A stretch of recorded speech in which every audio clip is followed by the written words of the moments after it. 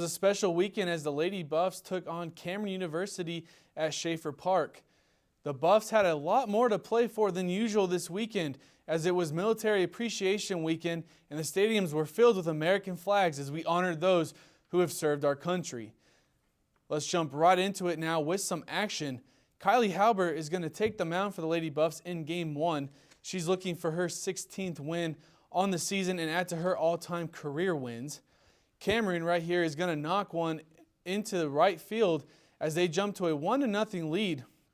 But the Lady Buffs are going to fight back, and they got a 2-run RBI single from Allie Smith in the 5th inning and finished strong as they would put up a total of 9 runs in the final 4 innings to win Game 1 9-2. We're moving on to Game 2 now. Senior Ashley Harden is going to start the game off with this absolute bomb to left field. She's going to touch all 4 bases for the 74th time in her career and give the Lady Buffs a 1-0 lead. This would be Harden's 20th home run on the year and the 3rd overall on the weekend as the Lady Buffs greet her at home plate, which I'm sure won't be the last time this season. The Lady Buffs would go on to win Game 2 9-6 and Game 3 3-1 to sweep the weekend series. Senior Ashley Harden crushed 4 home runs this weekend, along with 7 RBIs to get the Lone Star Conference of the Week honors. She also became the all-time record holder in RBIs in Lone Star Conference history. Up next for the Lady Buffs is a 3-game weekend series in Kingsville against Texas A&M Kingsville. The Buffs look to extend their school record 9-game winning streak as they face Cameron in a 4-game weekend series. Christian Loya would start the game off with a bomb to left field as the Buffs lead 1-0. Tommy Williams, as you see here, puts one up the middle to get 2 on for Justice Nakagawa. On a full count, Nakagawa would send this one over the fence to give the Buffs a 4-0 lead. Cameron would put up 3 of their own in the top of the 3rd, but the Buffs were too strong as a 5-run 5th inning proved to be the difference as they won Game 1 10-5. In Game 2, Cameron put up 2 runs in the 1st inning, but they did not faze the Buffs as they scored 12 unanswered to take Game 2 12-2. Game 3 was all Buffs from the beginning as they put up 4 runs in the 1st inning and added 5 more runs to win Game 3. We are looking at Game 4 now as Luis Amaro would absolutely crush a home run to right center as he's going to touch all the bags for the 10th time this season.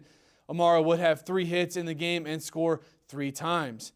The Buffs could not be tamed as they would put up 7 in the 4th inning and added a few more on to take Game 4 12-2, which gave the Buffs a weekend sweep. Bodie Bryan's huge weekend at the plate, which included 9 hits, which 2 of them coming via the home run ball and 9 RBIs to give him the Lone Star Conference Player of the Week honors. The Buffs extend their school record 13-game winning streak, and up next for the Buffs is a 4-game weekend series in Stephenville against Tarleton State. That's all for sports this week. I'm Ben Stedman. Back to you guys. The Lady Buffs equestrian team has been winning all year long.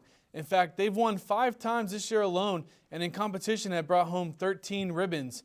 They only have 1 meet left this semester, the IHSA National Championship, May 2nd in Harrisburg, Pennsylvania.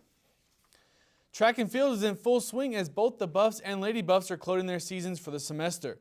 The Lady Buffs are currently ranked number 1 in the nation for Division II, and the Buffs are ranked 10th.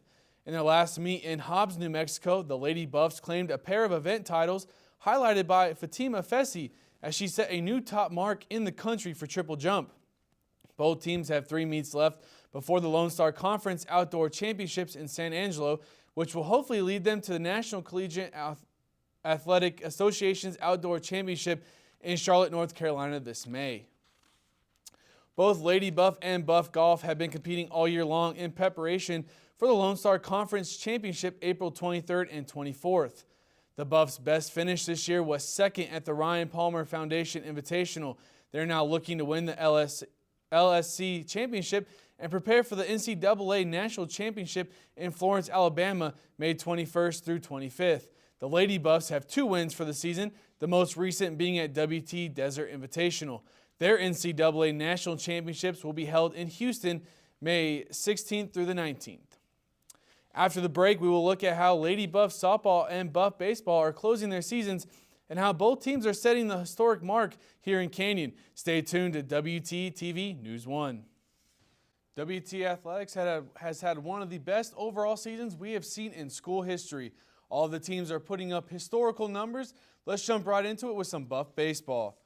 The Buffs baseball team looked to open up conference play against the Greyhounds of Eastern New Mexico Friday night at Wilder Park. The series took Game 1 8-5 and looked to continue their success on Saturday in their doubleheader. The Bats were hot as they won Game 1 of the doubleheader 13-1 and squeaked out a 4-3 win in Game 2. On Sunday, the Buffs put up a season-high 21 runs to complete the weekend sweep. The Buffs continue conference play on Thursday as they travel to Odessa, Texas for a 4-game series against the Falcons of UT Permian Basin. On the other side of the diamond, the Lady Buff softball team was on the road in Wichita Falls, Texas to take on Midwestern State. Friday night, the Lady Buff started their 3-game series and got out to a hot start, winning Game 1 12-6. Saturday was the same story as the Lady Buffs put up 17 runs in a shutout by Shani Starkey. The Mustangs tried to put up a fight on Sunday to avoid the sweep, but the Lady Buffs were too much as they won 5-1 to complete a weekend sweep. From the diamond to the court, the Lady Buffs basketball team found themselves as the number 2 seed in the South Central Regionals and traveled down to Lubbock, Texas. They first took on Arkansas Fort Smith and they took care of business 81-66. In the semifinals, they took on Metro State as they led almost the entire game as they won 70-60 to reach the finals for the second straight year. The Lady Buffs took on number 1 seeded Lubbock Christian. They found themselves trailing at halftime by 7 but came out strong in the second half. They had a chance to tie the game at the buzzer but fell just short 56-53. Moving to the men's side, we saw the best team in program history. The Buffs won their regional here in Canyon and moved on to the Elite 8 for the first time since 1998. They traveled to Sioux Falls, South Dakota. They took on the number 5 seed Lemoyne College. The Buffs trailed at halftime, but a big second half led them to an 87-73 win and their first trip to the Final Four in program history.